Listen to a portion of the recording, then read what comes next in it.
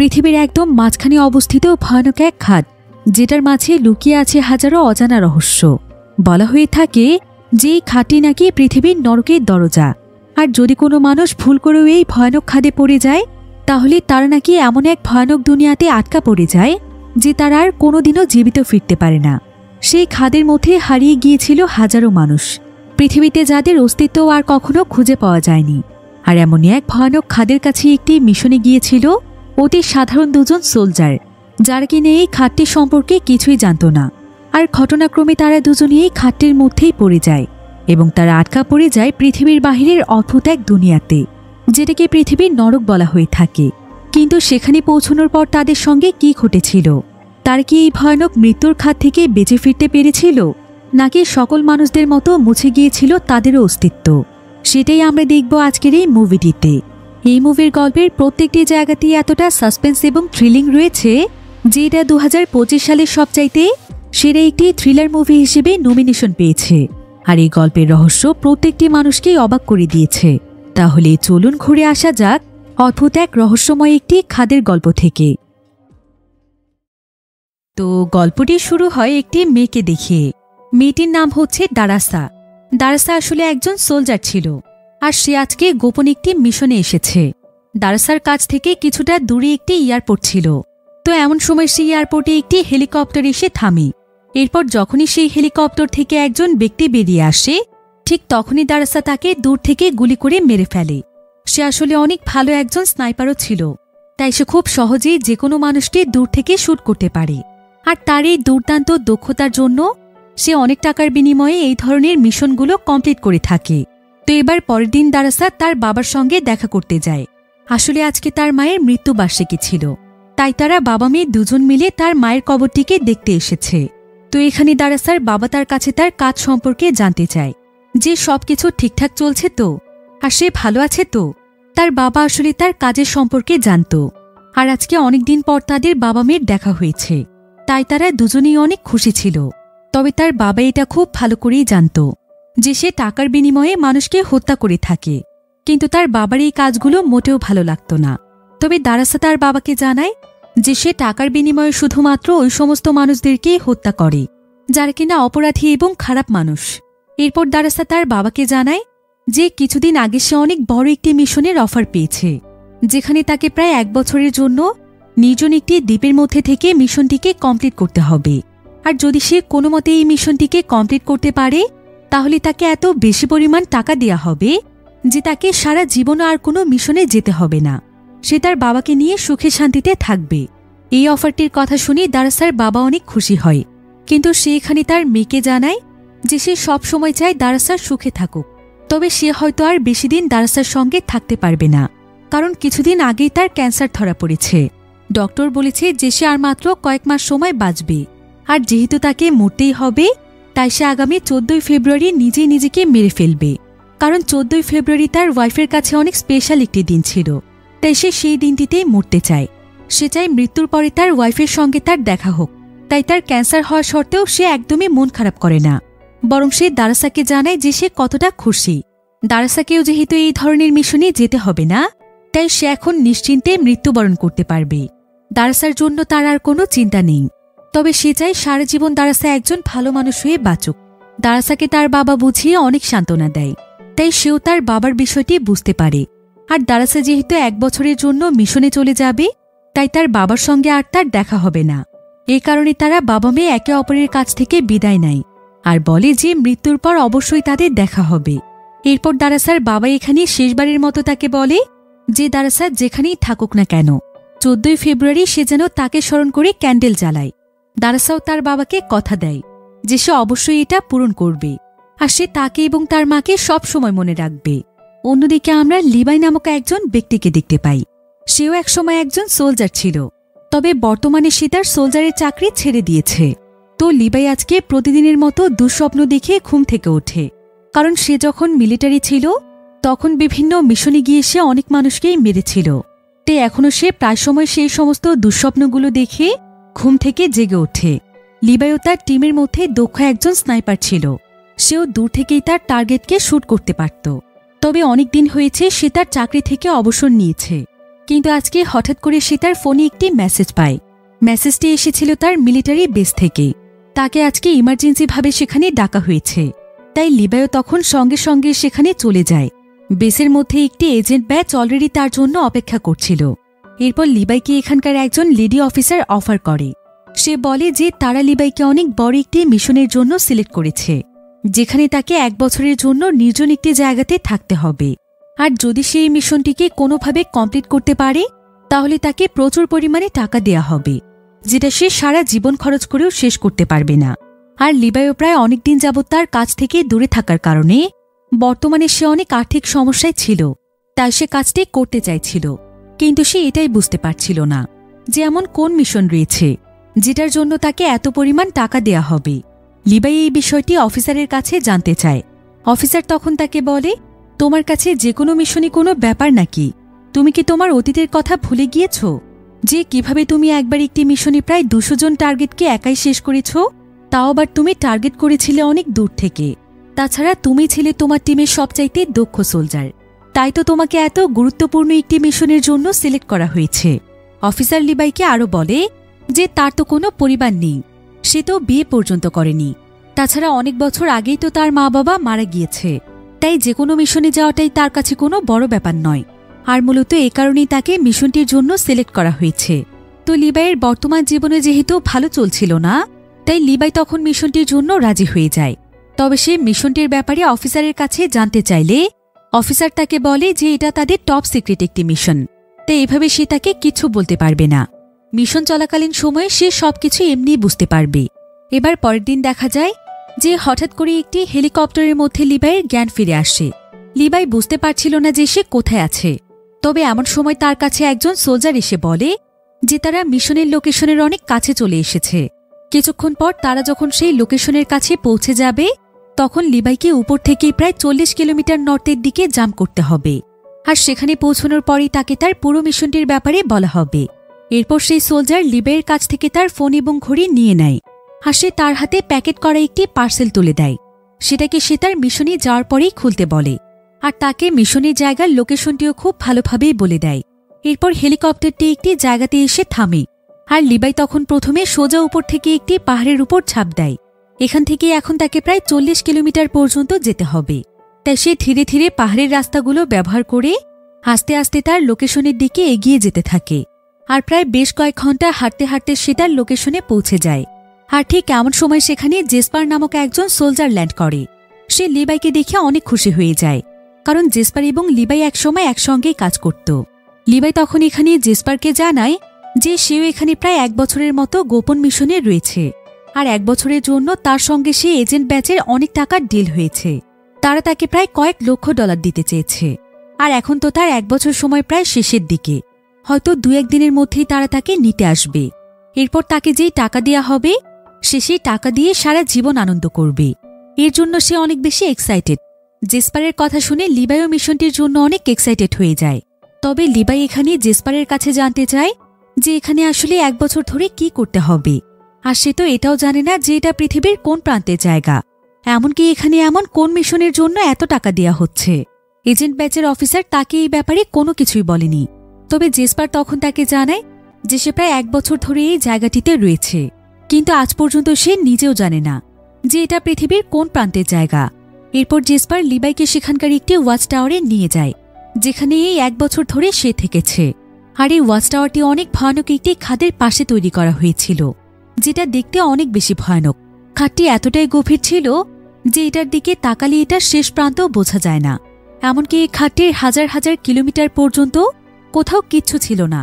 পুরো জায়গাটিই ছিল একদম নির্জন, এমনকি আশেপাশে কোনো পশু পাখিরও অস্তিত্ব নেই। তো এবার জেসপার লিবাইকে তার ডিউটি বুঝিয়ে দেওয়ার চেষ্টা করছিল।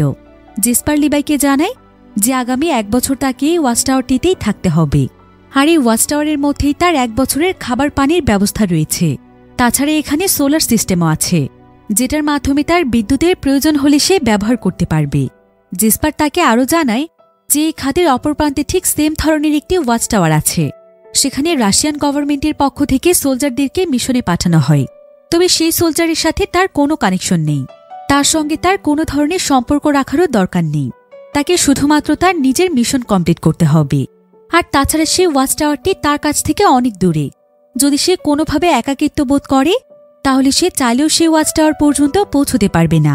এরপর জেসপার তাকে আরও জানায় যে দুটো ওয়াচ টাওয়ারের চারিদিকে অনেক বড় বড় রাইফেল, গান এবং বোম সেট করা আছে, যাতে করে এই খাদের মধ্য থেকে কোনো জন্তু জানোয়ার এসে হামলা করতে না পারে।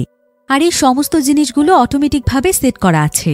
লিভাই তখন জেসপারের কাছে জানতে চায় যে সে সবকিছুই বুঝতে পেরেছে, তবে এখানে মূলত তার মিশনটা কি।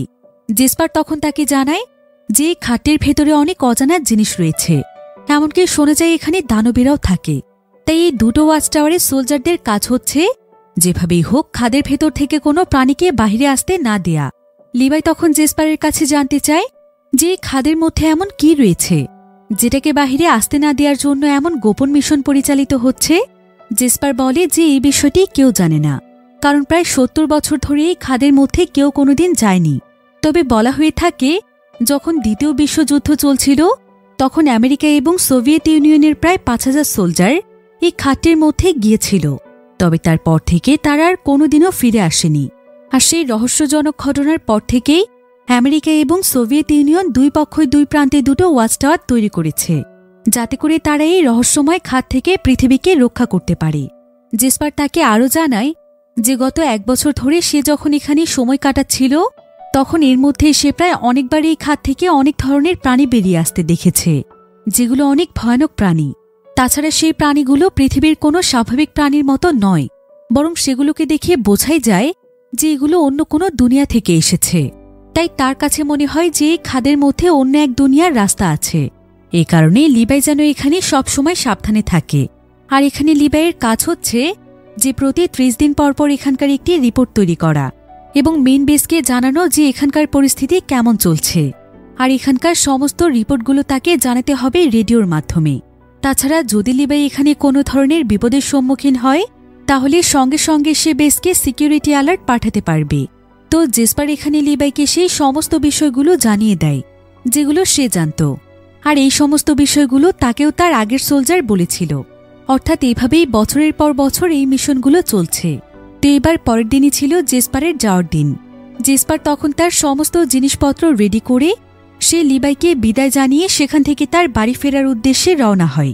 সে হাঁটতে হাঁটতে ঠিক সেই লোকেশনে পৌঁছে যায় যেখানে তাকে মিশন শেষ হওয়ার পর যেতে বলা হয়েছিল। আর এখানে অলরেডি সেই এজেন্ট ব্যাচের একটি হেলিকপ্টার এসে তার জন্য সেখানে দাঁড়িয়েছিল। এরপর জেসপার হেলিকপ্টার থেকে ফেলানো একটি রশির মাধ্যমে সোজা হেলিকপ্টারের উপরে চলে যায়।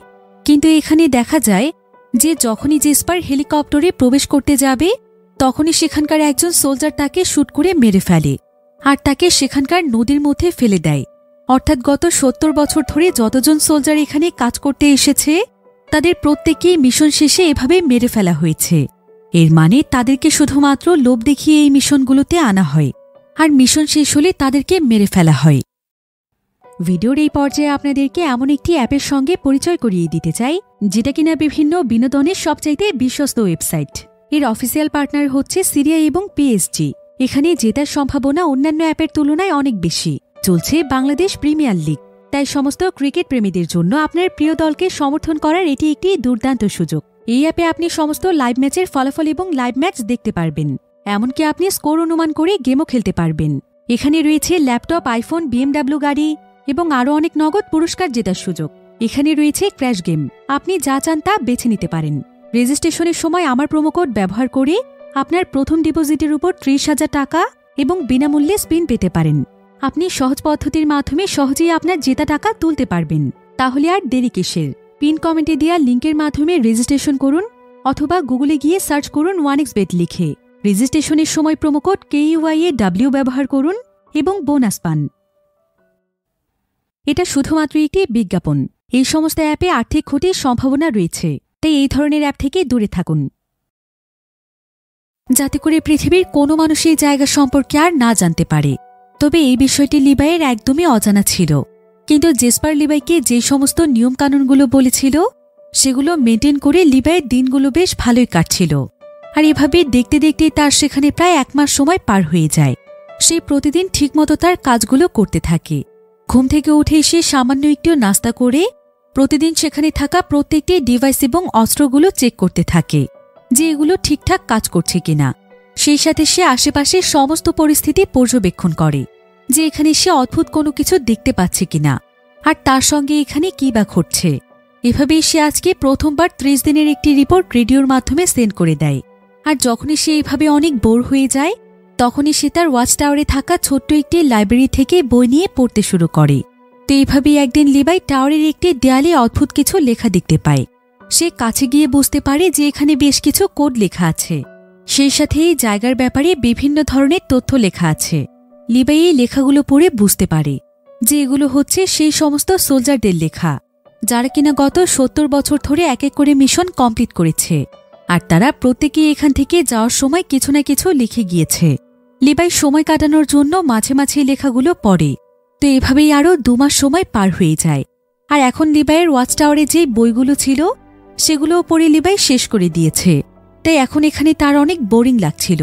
সে বুঝতে পারছিল না যে সে কি করে সময় কাটাবে। এজন্য সে সিদ্ধান্ত নেয় যে তাকে মিশনের জন্য যে দূরবীন দেয়া হয়েছে সে সেই দূরবীনটির মাধ্যমে সেই ওয়াচ টাওয়ারটিকে দেখবে, যেটা তার ওয়াচ টাওয়ার থেকে অনেকটাই দূরে রয়েছে। এতে যদি একটু তার সময় কাটে, তাই লিবাই তখন ওয়াচ টাওয়ারের উপর থেকে তার সামনের ওয়াচ টাওয়ারটিকে দেখতে থাকে। আর সে সেখানে একজন মেয়ে সোলজারকে দেখতে পায় যে কিনা ঠিক তার মতোই তার প্রতিদিনের কাজগুলো কমপ্লিট করছিল। তবে এই মেয়েটি আর কেউ ছিল না, বরং মেয়েটি ছিল দারাসা, যাকে আমরা মুভির শুরুতেই দেখেছিলাম। অর্থাৎ দারাসাকেও তার দেশের পক্ষ থেকে এখানে মিশনে পাঠানো হয়েছে। দারাসাকে দেখে লিবাইয়ের বেশ ভালো লাগে, কারণ এতদিন তার অনেক একা একা লাগছিল। কিন্তু এখন সে আর একা নয়, তার মতোই আরও একজন তার আশেপাশেই রয়েছে। তো এভাবেই আরও বেশ কয়েকদিন সময় পার হয়ে যায়। দারাসাও এখন দূরবীনের সাহায্যে লিবাইকে দেখত, অর্থাৎ তারা দুজনই দুজনের উপর নজর রাখত। যেহেতু তাদের কাছে মোবাইল বা সময় কাটানোর জন্য কিছুই ছিল না, তাই তারা দুজনই এভাবেই তাদের সময় কাটাত। এরপর দেখতে দেখতেই আরও 1 মাস সময় পার হয়ে যায়। আজকে ছিল দারাসার বার্থডে, তাই দারাসা যে কোনোভাবেই লিবাইয়ের সঙ্গে তার বার্থডে সেলিব্রেট করতে চাইছিল।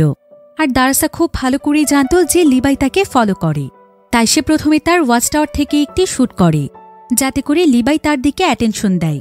এরপর সে একটি বোর্ডের মধ্যে লিখে লিবাইয়ের নাম জানতে চায়। তবে এটা দেখে লিবাই তখন তাকে একটি কাগজের মধ্যে লিখে জানায় যে তাদের একে অপরের সঙ্গে যোগাযোগ করার কোনো অনুমতি নেই। কিন্তু দারাসা তখন তাকে বলে যে তাদেরকে এখানে প্রায় 1 বছর পর্যন্ত থাকতে হবে, তাই তারা যদি একে অপরের সঙ্গে কথা বলে তাহলে তাদের সময়গুলো বেশ ভালো কাটবে। তাছাড়া তাদেরকে তো এখানে আর কেউ দেখছে না, তাই এত নিয়মকানুন না মানলেও চলবে। এরপর দারাসা লিবাইকে জানায় যে আজকে তার বার্থডে। লিবাইও তখন তার সঙ্গে কথা বলার সিদ্ধান্ত নেয়। সে দারাসাকে তার নাম জানায় এবং তাকে তার বার্থডে উইশ করে। এভাবেই তারা দুজন মিলে একে অপরের সঙ্গে কথা বলতে শুরু করে। তারা একে অপরের সম্পর্কে জানতে পারে যে তারা দুজনই অনেক দক্ষ স্নাইপার। তাই তারা এখানে সময় কাটানোর জন্য দুজন দুজনকে বোটে লিখে চ্যালেঞ্জ করে যে কোথায় তাদেরকে শ্যুট করতে হবে। আর তারা দুজনে খুব সুন্দরভাবে তাদের টার্গেট অনুযায়ী শ্যুট করতে পারে এবং তাদের দুজনেরই জয় সেলিব্রেট করার জন্য তারা ড্রিঙ্কসও নেয়। এভাবেই তাদের আজকের রাতটা অনেক ভালোই কাটছিল।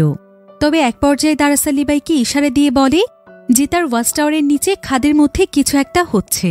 লিবাই তখন নিচের দিকে তাকিয়ে দেখতে পায় যে সেই খাদ থেকে অদ্ভুত এক ধরনের ক্রিয়েচার উঠে আসছে, যেটা দেখতে অনেকটাই মানুষের মতো ছিল, তবে তার পুরো শরীরটাই গাছের মতো। লিবাই এটা দেখতে পেয়ে অনেক ভয় পেয়ে যায়। তো এই ক্রিয়েচারগুলোর নাম হচ্ছে হ্যালোম্যান। লিবাই তখন তার বন্দুক দিয়ে হ্যালোম্যানটিকে মেরে ফেলে। তবে সেখানকার আশেপাশের প্রত্যেকটি জায়গাতে মাইন সেট করা ছিল, তাই সেখানে শ্যুট করার সঙ্গে সঙ্গেই মাইনগুলোও ব্লাস্ট হতে শুরু করে। ফলে এক এক করে সেখানকার প্রত্যেকটি হ্যালোম্যান মরতে থাকে। কিন্তু তারপরও সেখানে হ্যালোম্যানের সংখ্যা বাড়ছিল। তাই দারাসা তখন লিবাইকে সাহায্য করার জন্য তার গান নিয়ে তার ওয়াচ টাওয়ার থেকে লিবাইয়ের দিকের হ্যালোম্যানগুলোকে মারছিল। এভাবেই কিছুক্ষণের মধ্যেই তারা দুজন মিলে সমস্ত হ্যালোম্যানদেরকে মেরে ফেলে। কিন্তু কিছুক্ষণ পরেই দেখা যায় যে দারাসার ওয়াচ টাওয়ারের কাছে এবার আরও অনেক হ্যালোম্যান আসতে শুরু করে। তাই লিবাই তখন তার ওয়াচ টাওয়ার থেকে তাদের দিকে শ্যুট করছিল এবং দারাসাও তাদেরকে মারার চেষ্টা করছিল। তাছাড়া তারা দুজন যখন তাদের দিকে শ্যুট করছিল তখন তাদের ওয়াচ টাওয়ারের আশেপাশে যেই অটোমেটিক অস্ত্রগুলো ছিল সেগুলো সেখানে অ্যাক্টিভ হয়ে যায় এবং মুহূর্তের মধ্যেই তারা হ্যালোম্যানদেরকে মারতে শুরু করে। এভাবেই প্রায় অনেক সময় ধরে লড়াই করার পর তারা দুজন মিলে এই ভয়ানক ক্রিয়েচারদেরকে থামাতে সক্ষম হয়। এরপর সবকিছু একদম শান্ত হয়ে গেলে দারাসা তার বোর্ডে লিখে লিবাইকে জানায় যে আজকে ছিল তার জীবনের সবচাইতে ভালো জন্মদিন লিবাই এটা দেখে অনেক খুশি হয়, আর এভাবেই তারা দুজন একে অপরের বন্ধু হয়ে যায়। এবার পরের দিন সকালে দেখা যায় লিবাইয়ের ওয়াচ টাওয়ারের আশেপাশে যে মাইনগুলো ব্লাস্ট হয়ে গিয়েছে, লিবাই সেগুলোকে চেঞ্জ করে দিচ্ছিল, যাতে করে পরবর্তীতে কোনো ক্রিয়েচার আসলে মাইনগুলো তাদের কাজে আসে। কিন্তু মাইন সেট করার পর লিবাই দেখতে পায় যে সেখানে একটি ড্রোন তাদের উপর নজর রাখছে, কিন্তু এই ড্রোনটি আসলে কার ছিল এটা তারা কেউই জানত না। তো এভাবেই আরও বেশ কিছুদিন সময় পার হয়ে যায়। লিবাই এবং দারাসা নিজেদের মতো করে দিন কাটাতে থাকে, আর তারা সারাদিন নিজেদের কাজ কমপ্লিট করার পর যখনই তারা ফ্রি হয়ে যায় তখন বোর না হওয়ার জন্য তারা একে অপরের সঙ্গে বোর্ডে লিখে কথা বলে। এমনকি তারা দূর থেকে দূরবীনের মাধ্যমে নিজেদের মতো করে দাবাও খেলতে শুরু করে, কারণ তাদের দুজনেরই ওয়াচ টাওয়ারে দাবা ছিল। সেই সাথে তারা আরও বিভিন্ন কৌশলে মজা করত। তারা একে অপরকে যোগ শুনিয়ে হাসাত। যদিও তাদের দুজনকে একে অপরের সঙ্গে যোগাযোগ করতে মানা করা হয়েছিল, কিন্তু তারপরও একটানা প্রায় কয়েক মাস যাবৎ তারা এভাবেই যোগাযোগ করছিল। এরপর দেখতে দেখতেই গরম গিয়ে শীত চলে আসে। সেখানে প্রতিনিয়ত বরফও পড়তে শুরু করে, তাই তারা দুজন দুজনকে স্নো দিয়ে ডল বানিয়ে দেখায়। এরপর তাদের দুজনের এখানে থাকতে থাকতে প্রায় 6 মাস সময় পার হয়ে যায়। আজকে ছিল 14 ফেব্রুয়ারি। তাই আজ সকাল থেকে দারাসার মনটা অনেক খারাপ ছিল, কারণ দারাসার বাবা তাকে বলেছিল যে 14 ফেব্রুয়ারি সে পৃথিবী থেকে বিদায় নেবে। তাই দারাসা যেন তাকে সেদিন স্মরণ করে ক্যান্ডেল জ্বালায়। কিন্তু দারাসা এটা ভেবেই অনেক কষ্ট পাচ্ছিল যে সে তার বাবার শেষ সময়টাতে তার পাশে থাকতে পারছে না। তাই দারাসা সেখানেই বসে বসে কাঁদছিল, যেটা লিবাই দূর থেকে দেখতে পায়। কিন্তু দারাসা কোনোভাবেই আজকে তার সঙ্গে কোনো কথা বলছিল না। সে বুঝতেও পারছিল না যে দারাসার কি হয়েছে। তাই সেদিন সারা রাত দারাসা এবং লিবাই কেউই ঘুমোতে পারে না।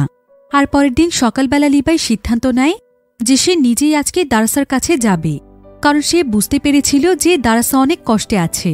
তাছাড়া এতগুলো মাস ধরে দারাসার সঙ্গে কথা বলতে বলতে লিবাইয়ের দারাসার প্রতি অদ্ভুত এক ধরনের মায়া তৈরি হয়ে গিয়েছিল। সে দারাসাকে ভালোবেসে ফেলেছিল, কিন্তু লিবাই এটা খুব ভালোভাবেই জানত যে সে এখন যেই কাজটি করতে যাচ্ছে সেটা কত বড় বিপজ্জনক একটি কাজ। কারণ তাদের দুজনের ওয়াচ টাওয়ারের মাঝখানে বিশাল বড় একটি খাদ রয়েছে, যেটা পার হয়ে অপর প্রান্তে যাওয়াটা ছিল অসম্ভব ব্যাপার। তবে লিবাই তার ওয়াচ টাওয়ারের মধ্যে কেবল ক্রসিংয়ের জন্য একটি কেবল রোল খুঁজে পেয়েছিল। আর এই কেবলগুলোর মাধ্যমে বড় বড় উঁচু উঁচু পাহাড়ের মাঝখানে এক প্রান্ত থেকে অপর প্রান্তে যাওয়ার রাস্তা তৈরি করা হয়। তবে সেই রাস্তাগুলো তৈরি করা এতটা সহজ ছিল না। বিভিন্ন দক্ষ মানুষদের মাধ্যমে রাস্তাগুলো তৈরি করা হয়, কিন্তু লিবাই এখন নিজেই সেটা করবে। এদিকে দূর থেকে দারাসাও এটা দেখতে পায় যে লিবাই তার ওয়াচ টাওয়ারে আসতে চাইছে। দারাসা এতে বেশ খুশি হয়ে যায়, কারণ সেও লিবাইকে কাছ থেকে দেখতে চায়। তাই সেও এখানে লিবাইকে কেবল ক্রসিং বানানোর জন্য সাহায্য করতে যায়। লিবাই তার একটি গানের সঙ্গে কেবল তারটিকে কানেক্ট করে ফেলে। এরপর সে সোজা দারাসার ওয়াচ টাওয়ারের দিকে শুট করে দিলে কেবলটি দারাসার কাছে পৌঁছে যায়। দারাসা তখন শক্ত করে কেবলটিকে খুব সুন্দরভাবে একটি জায়গাতে আটকে দেয়, আর লিবাইও তার পাশে অপর প্রান্তের কেবলটিকে আটকে ফেলেছিল। এতে করে সেখানে অনেক মজবুত একটি কেবল ক্রসিং তৈরি হয়ে যায়। এবার লিবাই খুব সুন্দরভাবে রেডি হয়ে তার পাশ থেকে দারাসার জন্য কিছু ফুল নিয়ে নেয়, আর সে সেই কেবল ক্রসিংয়ের মাধ্যমে সোজা চলে যায় দারাসার ওয়াচ টাওয়ারের কাছে। তবে মাঝপথে জিপ লাইন ক্রস করার সময় সে সেখানেই আটকে যায়, আর বাকি রাস্তাটা তাকে তার হাত দিয়েই পার হতে হয়। কিন্তু অবশেষে সে দারাসার ওয়াচ টাওয়ারে পৌঁছতে সক্ষম হয়। আর এই প্রথমবার তারা দুজন দুজনকে এত কাছ থেকে দেখতে পেয়ে অনেক খুশি হয়ে যায়। লিবাই দারাসাকে তার সঙ্গে করে নিয়ে আসা ফুলগুলো দেয়, আর সে তাকে জানায় যে সে কাল দেখেছে দারাসার কতটা মন খারাপ ছিল, তাই সে তার কাছে না এসে থাকতে পারছিল না। আজকে তারা দুজন মিলে একসঙ্গে অনেক গল্প করবে, যাতে দারাসার মন একদম ভালো হয়ে যায়। আর কাল সকালবেলায় লিবাই আবারও তার ডিউটির জন্য ওয়াচ টাওয়ারে চলে যাবে। তাই দারাসা তাদের দুজনের জন্য আজকে তাদের প্রথম ডেটের আয়োজন করে। সে লিবাইয়ের জন্য অনেক সুন্দরভাবে সাজে এবং সেখানে নানা ধরনের খাবারও তৈরি করে। এরপর তারা দুজন মিলে অনেক গল্প করছিল। তাদের কথা বলার এক পর্যায়ে তারা দুজনই জানতে পারে যে মিশনটির ব্যাপারে তাদের কাউকে কোনো কিছু জানানো হয়নি।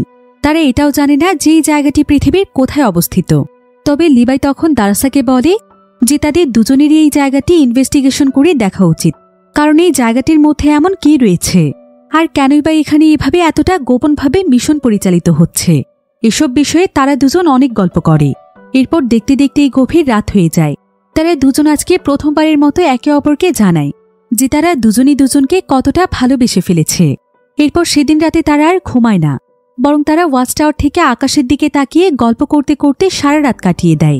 এরপর সকালবেলা লিবাই দারাসার কাছ থেকে বিদায় নিয়ে যখনই তার কেবল ক্রস দিয়ে তার ওয়াচ টাওয়ারের দিকে যাচ্ছিল, ঠিক তখনই সেখানকার একটি মাইন অটোমেটিকভাবে একটি ক্রিয়েচার ডিটেক্ট করে সঙ্গে সঙ্গে সেখানে ব্লাস্ট হয়ে যায়, যার ফলে এক প্রান্ত থেকে কেবলটি ছিঁড়ে গিয়ে লিবাই সোজা সেই খাটটির মধ্যে পড়ে যায়। এদিকে দারাসা জানত যে লিবাইয়ের কাছে প্যারাশুট রয়েছে, কিন্তু সে তারপরও লিবাইকে বাঁচানোর জন্য সে নিজের প্যারাশুট নিয়ে খাটটির মধ্যে লাফ দেয়। ফলে তারা দুজনেই তখন সোজা সেই খাটটির একদম নিচে চলে আসে, যেটা কিনা অনেক গভীরে ছিল। তবে দারাসা সোজা খাটটির পানির মধ্যে এসে পড়ে যায়, কিন্তু সে কোনো মতে প্যারাশুটটিকে খুলে সেখানকার নদীর কিনারায় চলে আসে। অন্যদিকে দেখা যায় যে লিবাই সরাসরি একটি অদ্ভুত ধরনের গাছের উপর এসে পড়েছিল। গাছটির ডালপালাগুলো অদ্ভুতভাবে নড়ছিল, মনে হচ্ছিল এটা একটি জীবন্ত গাছ। তবে লিবাই এখানে অজ্ঞান অবস্থায় পড়েছিল। এমন সময় গাছের মতো একটি ক্রিয়েচার তাকে মারতেই আসে, কিন্তু ঠিক তখনই লিবাইয়ের জ্ঞান ফিরে আসলে সে তার গান দিয়ে ক্রিয়েচারটিকে শুট করে নিচে চলে আসে।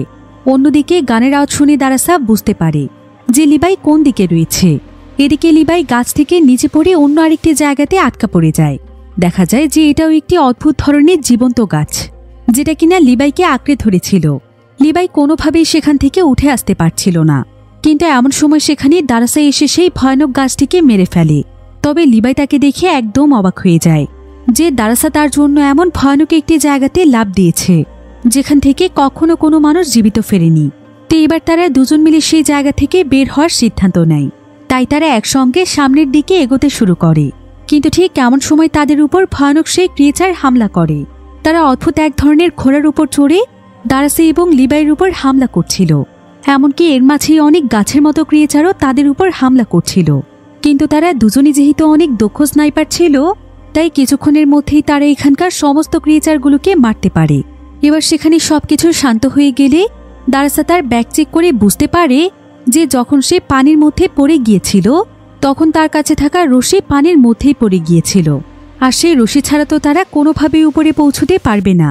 তাই তারা তখন সেই নদীর কিনারায় যাওয়ার সিদ্ধান্ত নেয়, যদি সেখানে তারা তাদের রশিটিকে খুঁজে পায়। কিন্তু যাওয়ার আগে তারা লক্ষ্য করে যে এতক্ষণ যে হ্যালোম্যানগুলো তাদের উপর হামলা করছিল তাদের প্রত্যেকের গায়ে এক ধরনের আর্মিদের পোশাক রয়েছে। বিষয়টি দেখে তারা দুজনই বেশ অবাক হয়ে যায়। তবে লিবাই এখানে বুঝতে পারে যে হ্যালোম্যানরা হচ্ছে সেই আর্মি টিম যারা কিনা দ্বিতীয় বিশ্বযুদ্ধের সময় এখানে এসেছিল, কিন্তু পরবর্তীতে তারা আর এখান থেকে ফিরে যেতে পারেনি। হয়তো তাদের সঙ্গে এমন কিছু ঘটেছিল যেটার কারণে তারা এই ভয়ানক ক্রিয়েচারে পরিণত হয়েছে। এরপর হাঁটতে হাঁটতে যখন তারা আরও সামনের দিকে যায় তখন তারা আশেপাশে আরও অনেক অদ্ভুত ধরনের গাছ দেখতে পায়, যেগুলো অনেকটাই মানুষের আকৃতি নিয়েছিল। তার উপর সবচাইতে রহস্যজনক ব্যাপার হচ্ছে এই পুরো জায়গাটিতে অদ্ভুত এক ধরনের কুয়াশা ছিল, যেটার জন্য দূরের জিনিস খুব একটা দেখা যায় না। এমনকি উপর থেকে সূর্যের কোনো আলো এখানে পৌঁছতে পারে না। এবার কিছুক্ষণ পর একটি জায়গাতে এসে তারা বুঝতে পারে যে এটা এক সময় অনেক বড় একটি শহর ছিল, কিন্তু এই শহরটি কোনো এক কারণে পুরোপুরিভাবে ধ্বংস হয়ে গিয়েছে।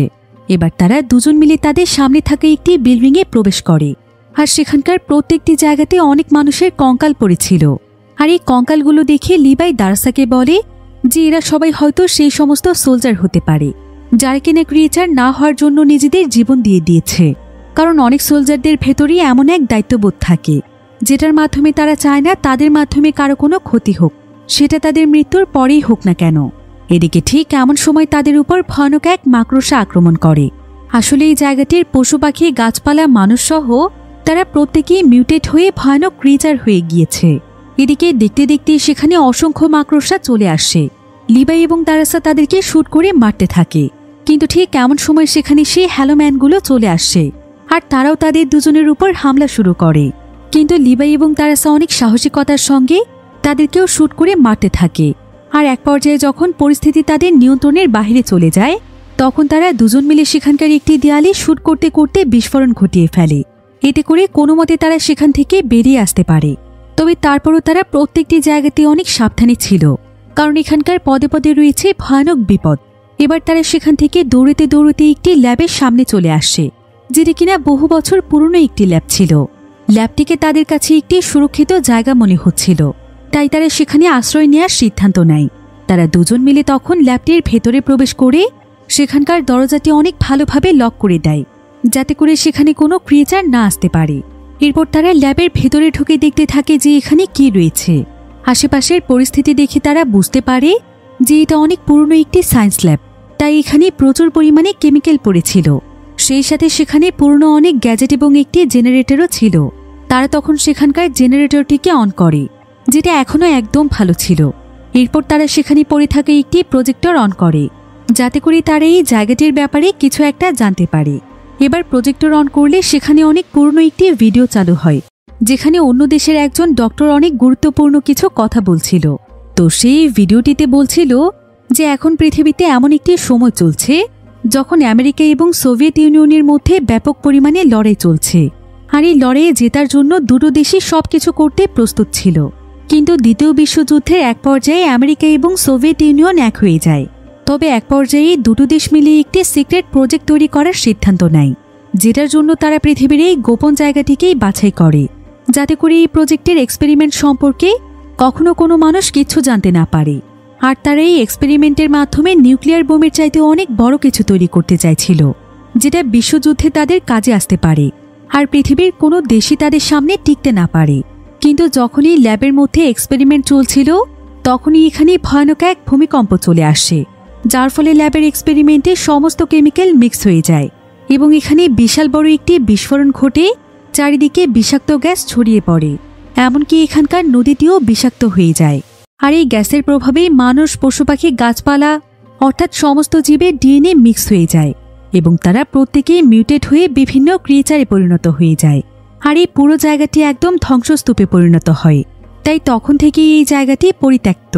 আর এখানকার আশেপাশে যে অদ্ভুত কুয়াশা রয়েছে, সেই কুয়াশাগুলোই আসলে হচ্ছে সেই বিষাক্ত গ্যাস, যেটার মাধ্যমে সবকিছু মিউটেট হয়ে বদলে গিয়েছে। এদিকে সেই ডক্টর ভিডিওটির মাধ্যমে আরও জানায় যে এই বিষাক্ত গ্যাসের মধ্যে যদি মানুষ 15 ঘন্টার চাইতেও বেশি সময় থাকে, তাহলে 15 ঘন্টা পর থেকেই মানুষের শরীর মিউটেট হতে শুরু করে, অর্থাৎ তারা ইনফেক্টেড হয়ে আস্তে আস্তে ক্রিয়েচারে পরিণত হয়ে যায়। এমনকি এখানকার কোনো ক্রিয়েচার যদি কোনো সাধারণ মানুষকে কামড় দেয় বা আক্রমণ করে, তাহলেও যে কোনো সাধারণ মানুষ ইনফেক্টেড হয়ে যায়। তাই ডক্টর এই ভিডিওটির মাধ্যমে সবাইকে বলে যে কোনোভাবেই এই খাত থেকে যেন ইনফেকশন বাইরের দুনিয়ায় যেতে না পারে, এমনকি এখানকার কোনো ক্রিয়েচারও যেন বাইরের দুনিয়ায় না যেতে পারে। তা না হলে একবার যদি পৃথিবীতে এই ভাইরাস ছড়িয়ে পড়তে শুরু করে এবং কোনো ইনফেক্টেড মানুষের দ্বারাও ভাইরাস ছড়িয়ে যায়, তাহলে পুরো পৃথিবীর মানুষ মারা যাবে, কেউ চাইলেও বাঁচতে পারবে না। আর এটাই ছিল এখানকার গোপন মিশনের মূল কারণ। এজন্যই গভর্নমেন্ট এই জায়গাটিকে লুকিয়ে রেখেছে। আর যাতে করে এখান থেকে কোনো ক্রিয়েচার বাইরের দুনিয়ায় আসতে না পারে, তাই 1 বছরের জন্য তারা এখানে বিভিন্ন সোলজারদেরকে পাঠায় এবং এখানে ডিউটি শেষ হলে তারা তাদেরকে মেরে ফেলে। কারণ তারা যেহেতু 1 বছর সময় এখানে কাটিয়েছে, তাই যদি কোনোভাবে তাদের শরীরে ইনফেকশন থেকে যায়, এজন্যই মূলত তাদেরকে মেরে ফেলা হয়। এদিকে লিবাই এবং দারাসা বুঝতে পারে যে 15 ঘন্টার আগেই তাদেরকে এখান থেকে বের হতে হবে, তা না হলে তারাও ক্রিয়েচারে পরিণত হয়ে যাবে। এদিকে লিবাই এবং দারাসা সেখান থেকে বের হতেই যাচ্ছিল, কিন্তু ঠিক তখনই সেখানে তারা বেশ কিছু মডার্ন কম্পিউটার খুঁজে পায়, যেগুলো দ্বিতীয় বিশ্বযুদ্ধের অনেক পরে আবিষ্কার হয়েছিল। তাই লিবাই বুঝতে পারে যে এখানকার এই এক্সপেরিমেন্টের বহু বছর পরেও এখানে কেউ এসেছিল, আর তারই হয়তো এখানে মডার্ন কম্পিউটার এনেছে। লিবাই সেই কম্পিউটার অন করার পর জানতে পারে যে ডার্ক লেক নামক একটি এজেন্সি রয়েছে, যারা কিনা এই জায়গাটিকে নিয়ে এক্সপেরিমেন্ট করছে। আর এখানে আসার পর লিবাই যে ড্রোনটি দেখেছিল, সেই ড্রোনটিও মূলত এই এজেন্সিরই ছিল। আর এই এজেন্সিটি সোলজারদেরকে হায়ার করে এখানে মিশনে পাঠায় এবং তারা মিশনের জন্য এমন কিছু সোলজারদেরকে সিলেক্ট করে যাদের পরিবার বা আপনজন বলতে কেউ নেই। কারণ এতে করে তারা যদি সেই সোলজারদেরকে মেরেও ফেলে, তারপরও তাদের ব্যাপারে জিজ্ঞাসা করার মতো কেউই থাকবে না। আর এভাবেই তারা বছরের পর বছর ধরে প্রতি বছরে একজন একজন করে সোলজারদেরকে মেরে ফেলে। এই কম্পিউটারে লিবাই আরও ভয়ানক একটি তথ্য পায়, যেটা কিনা ছিল সেই ডার্ক লেক এজেন্সির একটি ব্যাকআপ প্ল্যান। আসলে এক্সপেরিমেন্টের আগে এই পুরো জায়গাটিতে বিশাল বড় একটি নিউক্লিয়ার বোম সেট করা হয়েছিল এবং এই নিউক্লিয়ার বোমটিকে ব্লাস্ট করে দেওয়ার সমস্ত কিছুই রয়েছে সেই এজেন্সির হাতে। আসলে এভাবেই বছরের পর বছর তাদের মিশন চলতে চলতে যদি কোনোদিন পৃথিবীতে এমন একটি পরিস্থিতি চলে আসে যে এখানকার ক্রিয়েচার এবং এখানকার ইনফেকশনগুলো বাইরে আসতে শুরু করে, তখন তারা এই নিউক্লিয়ার বোমের সাহায্যে পুরো জায়গাটিকে ধ্বংস করে দেবে। কিন্তু তাহলে তারা তো চাইলেই এখানে কোনো গোপন মিশন পরিচালনা না করে নিউক্লিয়ার বোমের সাহায্যে এই পুরো জায়গাটিকে ধ্বংস করতে পারে। তবে এটা না করার পেছনে অনেক বড় একটি কারণ আছে। আসলে তারা এই জায়গাটির মাধ্যমে অনেক শক্তিশালী কিছু দানবের মতো ক্রিয়েচার তৈরি করতে চাইছিল, যেগুলোকে তারা তাদের নিয়ন্ত্রণে আনতে পারবে, আর সেই সমস্ত ক্রিয়েচারদেরকে তারা নিজেদের স্বার্থের জন্য ব্যবহার করতে পারবে। লিবাই এখানে পুরোপুরিভাবে বুঝতে পারে যে তারা হয়তো দ্বিতীয় বিশ্বযুদ্ধ চলাকালীন সময়ে আমেরিকা যেভাবে এক্সপেরিমেন্টের মাধ্যমে পুরো পৃথিবীকে দখল করতে চেয়েছিল, এখনও হয়তো এই এজেন্সি সেই প্ল্যানটিতেই রয়েছে। তাই তাদের নিয়ন্ত্রণে সবকিছু থাকার পরও তারা এই জায়গাটিকে ধ্বংস করছে না। যদি পৃথিবীকে রক্ষা করাই তাদের উদ্দেশ্য হতো, তাহলে অনেকদিন আগেই তারা এই জায়গাটিকে ধ্বংস করে দিত। তারা দুজনে এখানে এই সমস্ত বিষয়গুলো বুঝতে পারে যে তাদের দুজনকে কেন সিলেক্ট করা হয়েছে, কারণ তাদের আসলে পৃথিবীতে আপন বলতে আর কেউ নেই। তবে তারা দুজন সিদ্ধান্ত নেয় যে যেভাবেই হোক তারা এই জায়গা থেকে বেঁচে ফিরবে। এদিকে ল্যাবের ভেতরে এমন কোনো রাস্তা ছিল না যেটার মাধ্যমে তারা উপরে যেতে পারবে। তাদেরকে এখন উপরে যেতে হলে একমাত্র সেই কেবল ক্রসের কেবলটি ব্যবহার করতে হবে। তাই তারা সময় নষ্ট না করে দ্রুত সেই ল্যাব থেকে বেরিয়ে আসে। তবে বাহিরে এখন গ্যাসের পরিমাণ অনেক বেড়ে গিয়েছিল, কারণ হ্যালোম্যানদের নিঃশ্বাসের সঙ্গেও এই ধরনের গ্যাস বেরিয়ে আসে। তাই তারা দুজনেই বুঝতে পেরেছিল যে তাদের আশেপাশে হ্যালোম্যানরা রয়েছে। এবার কিছুটা সামনে এগিয়ে যাওয়ার পর দারসা একটি ট্র্যাপের মধ্যে ফেসে যায়। দেখা যায় যে একটি হ্যালোম্যান তাকে একটি শেকড় দিয়ে পেঁচিয়ে টেনে নিয়ে যাচ্ছে। দারসা তার হাত থেকে বাঁচার অনেক চেষ্টা করছিল, কিন্তু হ্যালোম্যান তাকে এত দ্রুত গতিতে টানছিল যে একটি গাছের সঙ্গে ধাক্কা লেগে দারসা অজ্ঞান হয়ে যায়। অন্যদিকে লিবাই দারসাকে কোথাও খুঁজে পাচ্ছিল না। তাই সে দারসাকে খুঁজতে খুঁজতে একটি সাইলো পর্যন্ত পৌঁছে যায়, যেখানে মাটির নিচে একটি বিল্ডিংয়ের মতো ছিল। এদিকে দারসার যখন জ্ঞান ফিরে আসে, তখন সে দেখতে পায় যে একটি হ্যালোম্যান তাকে বেঁধে রেখেছে। এরপর সেই হ্যালোম্যান দারসার শরীরে তার একটি শেকড় ঢুকিয়ে দেয়। কিন্তু দারসা এখানে কোনো মতে তার ট্রেনিংয়ের একটি কৌশল কাজে লাগিয়ে নিজেকে সেখান থেকে ছাড়িয়ে নিয়ে সেই হ্যালোম্যানের সঙ্গে লড়তে শুরু করে। কিন্তু সেই হ্যালোম্যান অনেক বেশি শক্তিশালী ছিল, তাই দারসা তার সঙ্গে পেরে উঠছিল না। তবে এমন সময় সেখানে লিবাই এসে দারসাকে কোনো মতে হ্যালোম্যানের কাছ থেকে বাঁচিয়ে নেয়। দারসা এখানে অনেক ভয় পেয়ে গিয়েছিল, তাই সে লিবাইকে দেখতে পেয়ে তাকে জড়িয়ে ধরে কাঁদতে শুরু করে। এবার লিবাই যখন সেই হ্যালোম্যানের পোশাকে তার নাম দেখতে পায়, তখন সে বুঝতে পারে যে এটাই হচ্ছে সেই প্রথম সোলজার, যাকে এই জায়গাটি পাহারা দেওয়ার জন্য প্রথমবার মিশনে পাঠানো হয়েছিল। সে হয়তো কোনো এক কারণে এই খাদে পড়ে গিয়ে ক্রিয়েচারে পরিণত হয়েছে। এদিকে দারসা লিবাইকে বলে যে তারা এখন একটি সাইলোর মধ্যে আছে, যেটা কিনা মাটির নিচে তৈরি করা হয়েছে। দ্বিতীয় বিশ্বযুদ্ধের সময় এখানে গোপনে অস্ত্র তৈরি হতো। তো এবার তারা দুজন মিলে আর সময় নষ্ট না করে সেখান থেকে চলে যাওয়ার সিদ্ধান্ত নেয়। তবে কিছু দূর যাওয়ার পর তারা সেখানে অদ্ভুত একটি জিনিস দেখতে পায়, যেটা কিনা মাকড়সার জালের মতো। তবে এটা একটি ক্রিয়েচারের মতো নড়ছিল। দেখে এমন মনে হচ্ছিল যে মানুষের ডিএনএর সঙ্গে মিক্স হয়ে মিউটেশনের ফলে একটি ক্রিয়েচার তৈরি হয়েছে। তবে এখন এই জালের মধ্য দিয়েই তাদেরকে যেতে হবে। তাই দারসা যখন একটু সামনের দিকে যায়, তখন সেই জাল থেকেই কিছু ক্রিয়েচার দারসার উপর হামলা করে বসে। এদিকে লিবাই দূরে একটি গ্রেনেড দেখতে পেয়ে সেখানে শুট করে দেয়, আর সেখানে বিশাল বড় একটি বিস্ফোরণের ফলে এই মাকড়সার জালের মতো ভয়ানক ক্রিয়েচারটি সম্পূর্ণভাবে পুড়ে যায়। এখানে তারা দুজনেই বুঝতে পেরেছিল যে এভাবে হেঁটে হেঁটে এই জায়গাটি পার করা তাদের জন্য অনেক ঝুঁকিপূর্ণ। তাই তারা সেখানে থাকা একটি মিলিটারি বেসে চলে যায়, যেখানে অনেক পুরনো কিছু গাড়ি রাখা ছিল। তবে এই গাড়িগুলো অনেক পাওয়ারফুল ছিল। তাই লিবাই এবং দারসা তখন সেই গাড়িতে চড়ে, আর তারা প্রচণ্ড দ্রুত গতিতে সেই জায়গাটি পার হওয়ার চেষ্টা করছিল। তারা আসলে সেই জায়গাতে যেতে চাইছিল যেখানে তাদের কেবল ক্রসিংয়ের ছেঁড়া তারটি রয়েছে, কারণ একমাত্র সেটার মাধ্যমেই তারা উপরে যেতে পারবে। তবে রাস্তার মধ্যে অনেক হ্যালোম্যান এবং ক্রিয়েচাররা তাদের উপর হামলা করছিল, কিন্তু তারা দুজনই অনেক সাহসিকতার সঙ্গে তাদের সাথে লড়াই করে। তারা দুজনই তাদেরকে শুট করে মারতে থাকে। এভাবে করে কোনো মতে তারা তাদের সেই ছেঁড়া কেবল ক্রসিংটির কাছে চলে যায়, আর তারা অনেক কষ্ট করে তাদের এই গাড়িটিকে কোনো মতে কেবলটির সঙ্গে জুড়ে দেয়। তবে ততক্ষণে অনেক হ্যালোম্যান তাদের পেছনে চলে আসছে, তাই তারা যত দ্রুত সম্ভব উপরে ওঠার চেষ্টা করছিল। কিন্তু হ্যালোম্যানরা অনেক দ্রুত গতিতে তাদের দিকে এগিয়ে আসতে থাকে। এদিকে কেবলটিও তাদের দুজনের ওজন নিতে পারছিল না। তারপরে যখন তারা উপরের অনেক কাছাকাছি চলে আসে, তখন লিবাই হ্যালোম্যানদেরকে মারার জন্য গাড়ি থেকে গাড়ির গ্যাসোলিন খুলে নিচে ছুঁড়ে মারে। এতে সেই ক্রিয়েচাররা ব্লাস্ট হয়ে মারা যায়। এমনকি সেই সাথে তাদের গাড়িটিও ব্লাস্ট হয়ে যায়। তবে তারা খাদের সাইডের একটি ছোট্ট জায়গাতে আশ্রয় নিতে পেরেছিল। তাই এবারের মতো তারা কোনো মতে বেঁচে যায়, আর অনেক কষ্টের পর সেই ভয়ানক খাদ থেকে উঠে আসতে পারে। ওয়াচ টাওয়ারে আসার পর তারা দুজন দুজনার ক্ষতস্থানে ট্রিটমেন্ট করে দেয়। আর লিবাই এখানে দারসাকে বলে যদি আমরা কোনো মতে ভাইরাসে ইনফেক্টেড হয়ে যাই তাহলে তুমি কি করবে? দারসা বলে, আমি এমন কিছু করব যাতে মানুষের ক্ষতি না হয়, অর্থাৎ দারসা নিজেকে শেষ করে দেবে। লিবাই বলে যে সেও এমনটাই চিন্তা করেছে। এরপর তারা দুজন মিলে খাদের নিচে যে নিউক্লিয়ার বোম রয়েছে সেগুলোকে ব্লাস্ট করিয়েই পুরো জায়গাটিকে ধ্বংস করে দেওয়ার সিদ্ধান্ত নেয়। কারণ তারা জানে যে তা না হলে এখানে প্রতি বছর কোনো না কোনো মানুষকে মরতে হবে। তাছাড়া এই জায়গাটির জন্য পুরো পৃথিবী ঝুঁকিতে রয়েছে। আর অন্যদিকে সেই এজেন্সির অফিসার মডার্ন কম্পিউটার থেকে সিগন্যাল পেয়েছিল যেগুলো খাদের নিচে রয়েছে। তাই সে বুঝে গিয়েছিল যে লিবাই বা দারাসা হয়তো এই জায়গা সম্পর্কে সমস্ত সত্য কথা জেনে গিয়েছে। এজন্য পরের দিনই সে লিবাই এবং দারাসাকে মেরে ফেলার জন্য হেলিকপ্টার নিয়ে সেখানে চলে যায়। কিন্তু সেখানে লিবাই বা দারাসা কেউই ছিল না।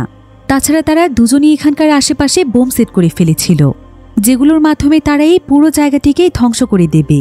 এদিকে লিবাইয়ের ওয়াচ টাওয়ারে অনেক লেখা সহ যে দেয়ালটি ছিল সেখানে লিবাই অফিসারের উদ্দেশ্যে লিখেছে যে সত্য কোনোদিন চাপা থাকে না। অন্যদিকে আমরা লিবাই এবং দারাসাকে দেখতে পাই যারা কিনা সেই জায়গা থেকে পালিয়ে যাওয়ার চেষ্টা করছিল। তবে অফিসারের ড্রোন তাদের পিছু করতে শুরু করে, যেগুলো তাদেরকে শ্যুট করছিল। কিন্তু তারা দুজন মিলে প্রত্যেকটি ড্রোনকে শেষ করে দেয়। এরপর তারা দুজন মিলে সেই খাদের কাছে যেই বোমগুলো সেট করেছিল সেগুলোর মধ্যে তারা দূর থেকে শ্যুট করতে শুরু করে। এতে করে এক এক করে সেখানকার প্রত্যেকটি বোমে ব্লাস্ট হতে শুরু করে। সেই সাথে মাটির নিচে সেই নিউক্লিয়ার বোমও অ্যাক্টিভ হয়ে যায়। অফিসার এটা বুঝতে পেরে তার টিমকে নিয়ে পালাতে চাইছিল, কিন্তু ততক্ষণে সেই নিউক্লিয়ার বোমটি ব্লাস্ট হয়ে যায়। এতে করে সেই পুরো জায়গাটি একদম বিধ্বস্ত হয়ে যায়। অফিসার সহ তার পুরো টিম মারা যায়। লিবাই নিউক্লিয়ার বোম থেকে বাঁচার জন্য এক জায়গার পানির মধ্যে লাফ দেয়, আর দারাসাকে লিবাই অনেক আগেই অনেক দূরে চলে যেতে বলেছিল। এরপর দেখা যায় যে দারাসা প্রায় বেশ কয়েকদিন একটি গুহার মধ্যে কাটিয়ে দেয়, কারণ সে দেখতে চাইছিল যে সে ইনফেক্টেড কিনা। কিন্তু লিবাইয়ের জন্য সে অনেক দুশ্চিন্তায় ছিল। সে ভাবছিল যে লিবাই হয়তো আর বেঁচে নেই। তো এভাবেই দারাসা যখন নিশ্চিত হয়ে যায় যে সে ইনফেক্টেড নয়, তখন সে এই জায়গা ছেড়ে অনেক দূরে চলে যায়। এভাবেই প্রায় অনেক দিন সময় পার হয়ে যায়। বর্তমানে দারাসা একটি রেস্টুরেন্টে কাজ করছে। তবে আজও সে লিবাইকে ভুলতে পারেনি। তার বিশ্বাস যে লিবাই একদিন নিশ্চয়ই ফিরে আসবে। তো এভাবেই একদিন দারাসা যখন রেস্টুরেন্টে কাজ করছিল, ঠিক তখনই সে সেখানে লিবাইকে বসে থাকতে দেখে। তারা দুজনই এখানে এতটাই ইমোশনাল হয়ে যায় যে তারা আর একটি কথাও বলতে পারছিল না। তাই তারা দুজন দুজনকে জড়িয়ে ধরে তাদের মনের অনুভূতি প্রকাশ করে, আর তারা সারা জীবন একসঙ্গে থাকার সিদ্ধান্ত নেয়। আর সেই ভয়ানক খাদের চিহ্ন পুরো পৃথিবী থেকে মুছে যায়। এভাবেই খুব সুন্দর একটি এন্ডিংয়ের মাধ্যমে গল্পটি এখানেই শেষ হয়ে যায়।